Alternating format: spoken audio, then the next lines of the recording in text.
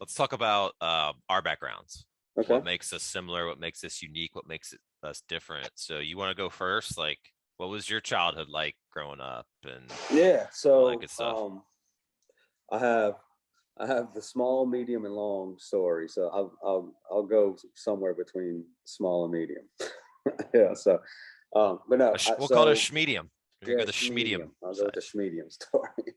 So I was born in New York. What part of First, New York? New Rochelle, New York, Okay. Westchester County. I am one of three boys, first generation Americans, Colombian heritage. And so, you Not know, Mexican for not you people Mexican. out Yeah, let's there. get that. He's Let's get that Colombian. straight. I love my I Mexican like people. to. Oh, I do too. And I like to knock on you a little bit sometimes, but we won't get into that. But Go not ahead. all people of Latin descent speak Mexican. Let's put that. Yes.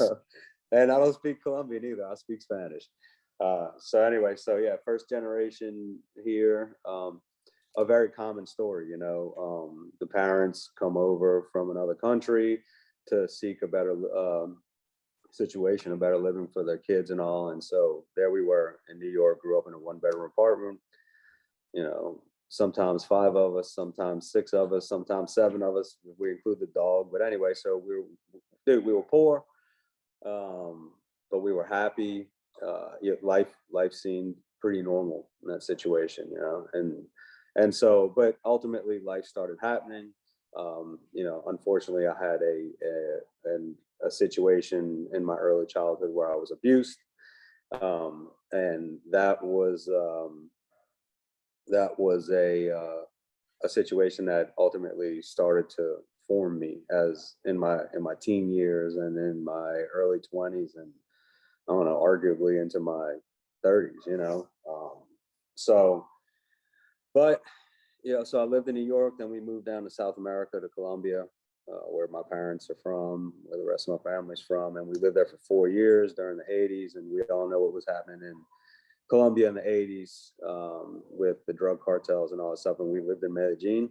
So I don't recall that as a very influential time in my life, but maybe subconsciously it was. It was just a different experience. I actually have pretty good memories of there, and this is after the abuse situation. So it's like went from good to dark, and which ultimately got really suppressed, and then good again in Colombia. And then after 4 years of that, we moved back to the United States, to Louisiana, where I'm at now. I moved back here as a teenager, and then that's when the party got started. I mean, like I just totally dove into everything that I probably shouldn't have been doing, as a way to subconsciously just cope, and I was very rebellious. I was very wow. I was a lot of things that my had my if my mom knew everything I was doing, she would not have approved. But anyway, and then my dad was that's another. My relationship with my dad is another one that really forged me into who I became and who now I am ultimately trying to unravel. Which was he wasn't there. His intentions were really good. I mean, he was just working around the clock, and then when he wasn't working, he was hanging out and partying with his friends, trying to just cope with his own situation. And he was severely, severely mentally and physically, not sexually, but physically abused by his own father. His own father my grandfather was just a cruel man.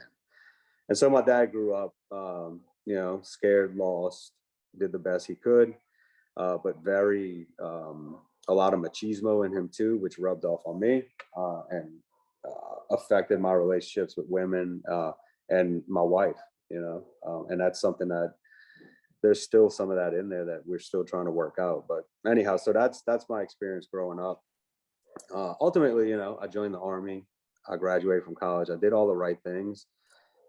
Some of it in an effort to counteract all the bad things I did, you know, uh, and that set me on the path of like becoming the corporate guy, and so long story short, I've been doing that for almost 30 years now. working in the corporate world. But I mentioned earlier in 2015, that's like April 15th of 2015 is the day that my life changed. And it was the day that I finally took a look at myself in the mirror and couldn't, like, I literally was at a hotel and looked at myself in the mirror. I was drunk. I was away from home. My wife was at home raising the kids and, doing everything by herself. And I was just kind of a weekend dude. I would come home on the weekends, and I took a look at myself that day and was like, man, who have you become? Like, the hell, what's going on in your life? And then so I started, praying a lot and all, and asking God for some change and people of influence who can mentor me to come into my life. And Can I stop you real quick? Had your faith always been very no, strong and part of the, okay. no, that 'Cause was I the know it is catalyst. now. I know it Yeah. is now, but it wasn't Oh, always for like that. sure. Okay. It's everything, and but no, that was a catalyst, dude, because we all most of us, a lot of us use God as like this parachute or this, this safety device. Like we don't use him until we're in trouble, you know, and then we call upon him, and then he's just sitting there waiting for that moment. And so I engaged with him, dude, and I started praying, and that's how I found Larry Hagner and the Dad Edge, and that's how I found you, and that's how I found a lot of men that are hugely influential in my life now. And then ultimately that led to other people coming into my life here locally, and man, the growth has just exploded. Um, I'm not the person I was on April 15th, 2015, or any day before that. And I'm not the person who I ultimately want to be. But like we talked about earlier, I am definitely on that road. I am definitely on that journey. And I'm definitely aware that I'm not perfect, but I know one thing for sure is that I make mistakes all the time. I'm aware of them.